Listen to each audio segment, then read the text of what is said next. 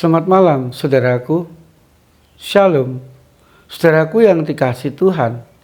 Malam ini mari kita bersyukur kepada Tuhan. Tuhan senantiasa memperhatikan, mencukupkan, dan menyediakan segala kebutuhan jasmani dan rohani kita, sehingga kita akan mampu menjalani kehidupan kita dengan baik, bahagia, dan berkecukupan. Saudaraku, sebelum kita mengistirahatkan tubuh kita di malam hari ini, mari kita sejenak membaca dan merenungkan firman Tuhan. Tuhan, biarlah firman yang kami baca malam hari ini membuat kami semakin mensyukuri kepedulian, perhatian, dan berkat-berkat Tuhan di dalam kehidupan kami. Amin. 1 Raja-Raja pasal 19 ayat 7.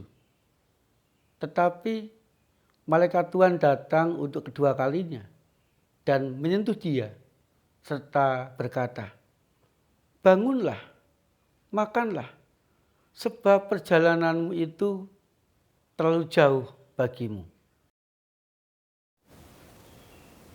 Saudaraku yang dikasihi Tuhan, putus asa merupakan sesuatu yang sangat mungkin dialami setiap orang. Karena tekanan hidup yang berat, pergumulan yang berat, tugas-tugas yang menumpuk, atau permasalahan yang sulit untuk diselesaikan. Saudaraku, Nabi Elia pada waktu itu mengalami depresi atau putus asa di dalam hidupnya. Karena ia merasa sia-sia melakukan pelayanan, sia-sia membuat bangsa Israel bertobat, sia-sia memberitakan perintah dan suara Tuhan. Karena bangsa Israel bebal, tidak mau mendengarkan, tidak mau berubah, dan tidak mau melakukan firman Tuhan. Mereka tetap dengan kebiasaan mereka. Mereka tetap berbuat dosa. Mereka tetap tidak mau berjalan di jalan Tuhan. Saudaraku yang dikasihi Tuhan, di tengah-tengah keputusasaan dan depresi yang dialami Nabi Elia itu, Tuhan sangat peduli. Tuhan sangat mengerti.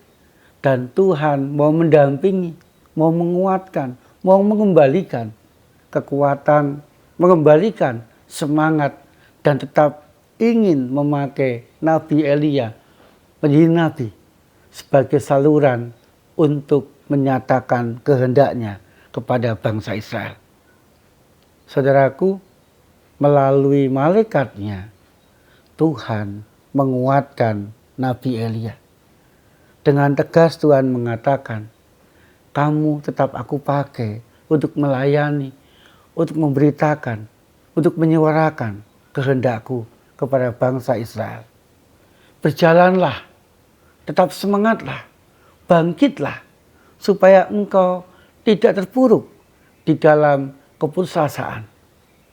Pendampingan, semangat, dan juga kekuatan diberikan Tuhan kepada Nabi Elia. Tetapi tidak hanya masalah itu saja yang Tuhan perhatikan. Tuhan pun juga memperhatikan kebutuhan jasmani dari Nabi Elia. Tuhan menyediakan air dan Tuhan pun juga menyediakan roti. Dan malaikat Tuhan mengatakan, makanlah. Kalau tidak, perjalananmu akan terlalu jauh. Artinya Tuhan pun mengerti keadaan fisik Nabi Elia. Tuhan pun mengerti bahwa Nabi Elia membutuhkan makan. Tuhan pun mengerti dan peduli sehingga menyediakan makanan dan minuman bagi Elia.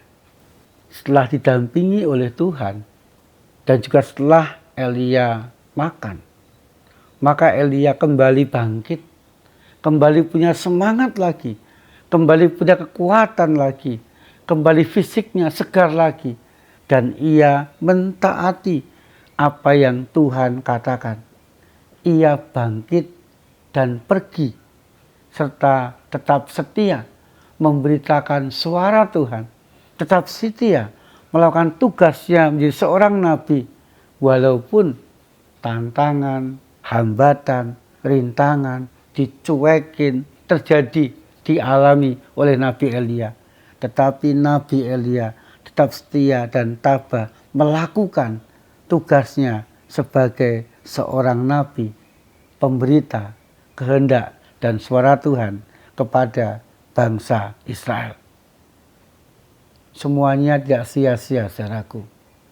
Ketika terus-menerus suara Tuhan diberitakan kepada bangsa Israel, lama-kelamaan bangsa Israel pun juga mengalami perubahan dalam kehidupan mereka.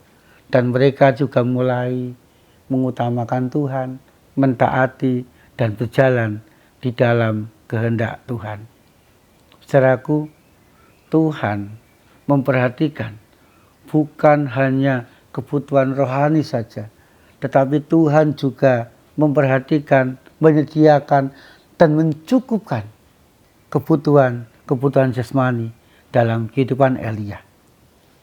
Demikian juga dalam kehidupan kita, saudaraku. Janganlah kita khawatir, janganlah kita cemas di dalam menjalani hidup, karena Tuhan pun peduli kepada kita.